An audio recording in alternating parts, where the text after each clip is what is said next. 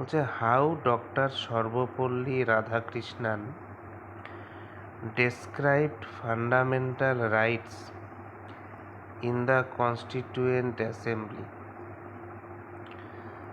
গণপরিষদ বা constituent অ্যাসেম্বলিতে doctor Sarvepalli Radhakrishnan মৌলিক অধিকারকে যেভাবে বর্ণনা করেছিলেন। কিভাবে? উনি বলেছিলেন যে fundamental rights is a socio economic revolution. উনি বলেছিলেন যে মৌলিক অধিকার হলো এমন একটি সামাজিক ও অর্থনৈতিক বিপ্লব that we are attempting to bring about, যা আমরা প্রতিষ্ঠা করার চেষ্টা করছি। অর্থাৎ মৌলিক অধিকার মানুষের জীবনকে উন্নত করে সমাজে সমতা, স্বাধীনতা ও ন্যায় প্রতিষ্ঠা করতে সাহায্য করে। For this first we have to safeguard the liberty of the human spirit. এর জন্য প্রথমেই আমাদের মানুষের যে আত্মা, যে স্পিরিট, যে মানসিক বা নৈতিক যে স্পিরিট, তার স্বাধীনতাকে রক্ষা করতে হবে। মানুষ যেন স্বাধীনভাবে চিন্তা করতে পারে,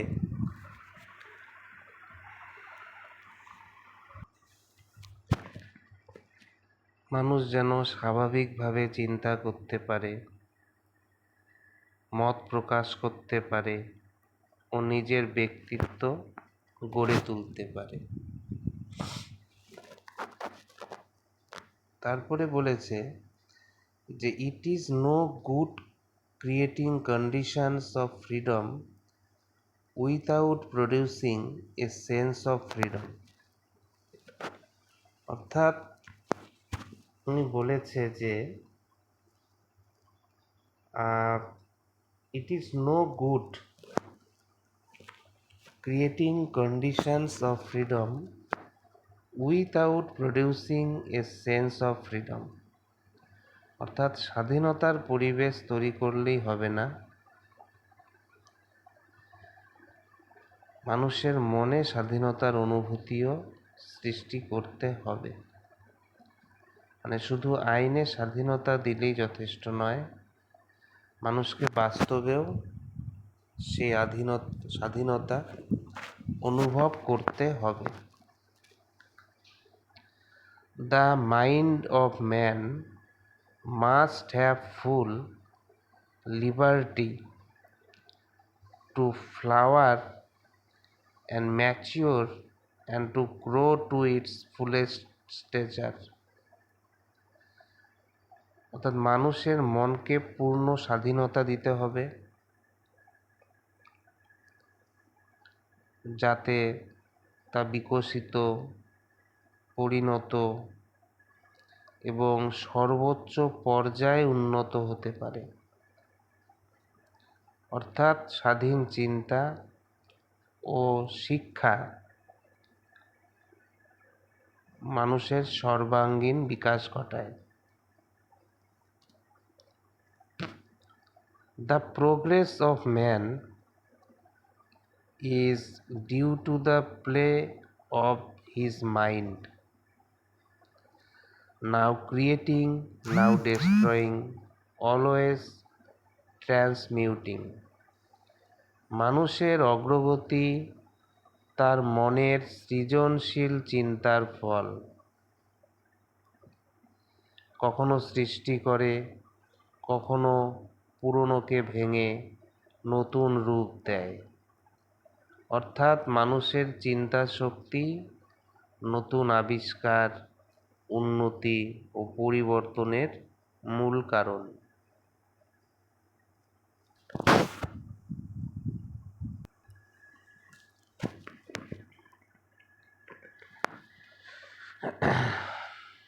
তো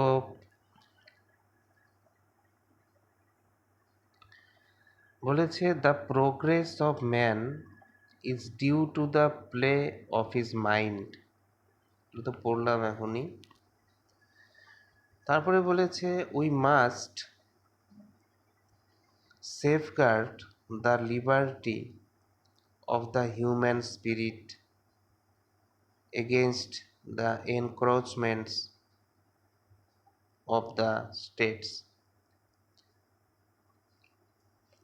বলছে যে রাষ্ট্রের অযৌক্তিক হস্তক্ষেপ থেকে মানুষের স্বাধীনতাকে রক্ষা করতে হবে।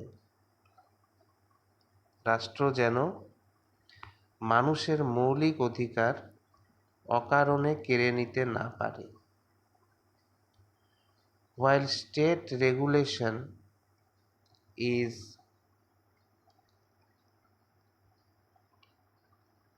necessary to improve economic conditions, অর্থনৈতিক উন্নতির জন্য রাষ্ট্রের নিয়ন্ত্রণ প্রয়োজন। It should not be done at the expense of the human spirit.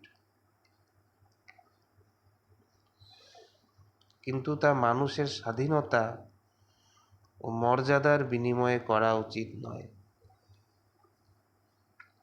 অর্থাৎ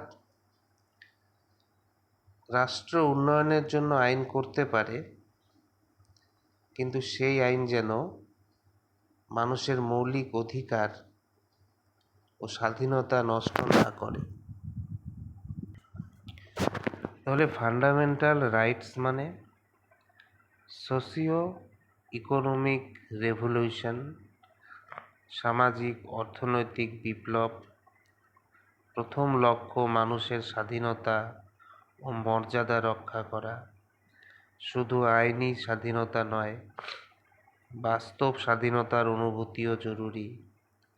রাষ্ট্রের ক্ষমতা সীমাবদ্ধ, মৌলিক অধিকার সুরক্ষিত থাকতে হবে। অর্থনৈতিক উন্নয়নের নাম করে মানুষের স্বাধীনতা কেড়ে নেওয়া যাবে না।